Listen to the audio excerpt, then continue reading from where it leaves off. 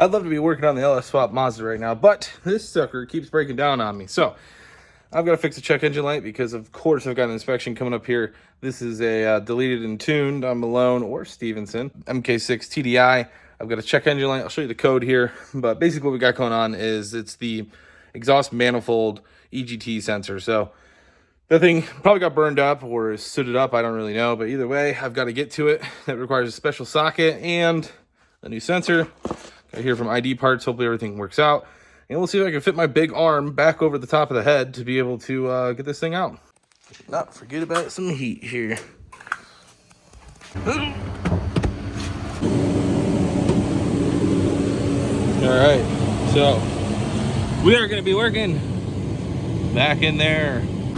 Quick rundown for you guys. If you do the delete, this is your only sensor they got left for the EGT. It goes in right there above the O2. This black connector that you see under here, right there.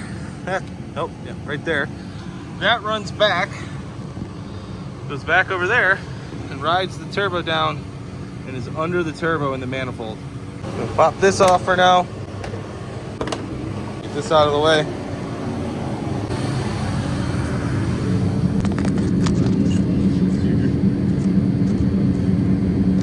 So anyways, I think the one that we see is the one that we want. So got to get this socket out, see if I can fit my giant arm back there and get a wrench on it. Hopefully it's easy to bump out.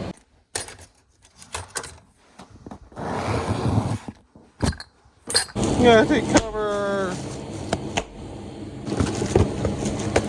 Oh shit. So here's our sensor. There's the socket head. It's around. Pretty long cord on this thing, but there's a lot of different ones available. I'm hoping this is the right one. It was really hard to tell if there was any specific differences between these, but ID Parts listed this as being a fit for the pre-turbo, and that's what we're going with. And next up, here's our EGT injector line socket. Now see, these have a cutout like a crow's foot socket, so you can get them around this part right here and use the socket on there.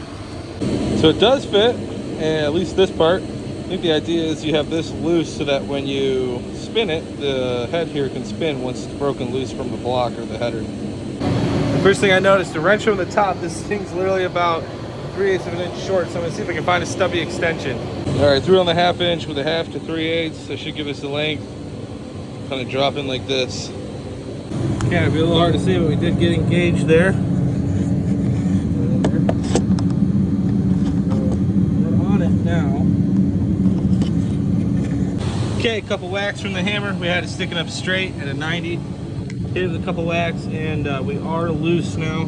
It's kind of hard to see down there, but we're loose. Now I'm going to take this out, see if we can pull the socket out and just re-spin it. All right, the socket fit in pretty good. So it's kind of stuck on there. So let's see if I can pull the wires out, kind of drop the wires down to it. That way I can spin everything together. Once again, we're going after this black connector right here. I just broke my funny bone. It hurt. Oh God. Good news is they look the same on the inside. We got a purple. Purple. Sure, maybe that means something. Okay, got the socket off. Now you gotta try to get that thing out of there. That freaking cord is wedged. Alright, if you can't tell, there's a pain getting this thing out, getting it in free spin. The arm is the entire width. So what I've done, I'll show you here. Just gone ahead and pulled that the other EGT sensor. It's quite interesting. It smells terrible. But anyways, I pulled this sucker. Now let's see if I can get in there with my hand. Just barely enough. Start working. But it's all on their left hand. It's the only thing that'll fit down in. You gotta spin it half turn. Flick the end down. And do it again. I mean, it's pretty miserable. Not gonna lie. Woohoo! Got her out of there. Not sure if anything's actually wrong with it, but it's out. Well, this is a little bit of a concern here. This sucker has a much shorter collar on it, maybe about a 1/2 inch probably. The ends look different. Yeah, this one looks identical to the post turbo. Now that's a little bit frustrating because it shouldn't be the case. I had to list the help of my skinny-armed wife. She's gonna be mad. It's so quiet without that heater. I feel like you can hear my thoughts. All right, we got this sucker back in there.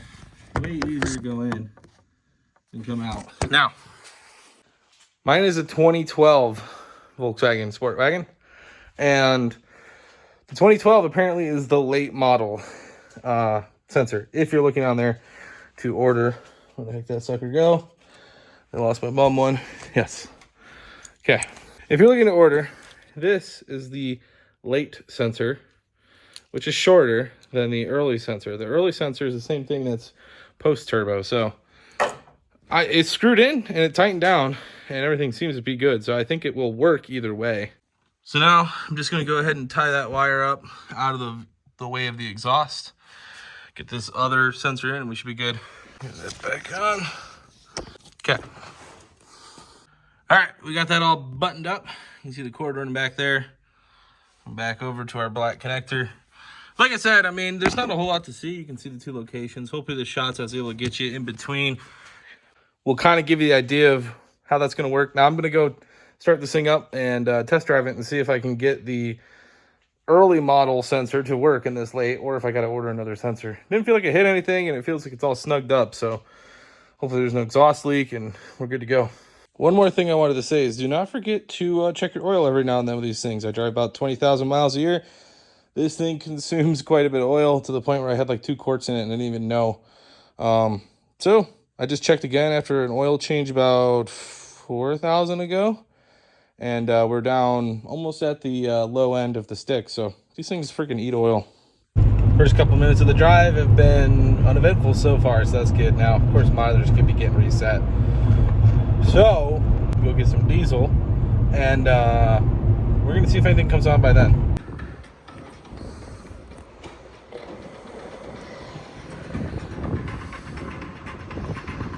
All right, now we got a decent uphill section, so should hopefully get some heat in it, see if anything's going to come up, but usually we would have a glow plug light by now already, so I think we're okay. So we are back, no light came on, good to see. So I think we'll be okay here. Like I said, I mean, I never know with this thing. We'll see what happens when the monitors all come back online. But typically that glow plug light and the check engine light would have been on within like 3 minutes of driving. So looks like we're good there. So we'll call it on that one. Now, stay tuned because I'm going to put out a video, long-term ownership or long-term running of the Malone and Rawtek combo for the delete on these things. And just kind of a review in general of owning a MK6 TDI for long-term.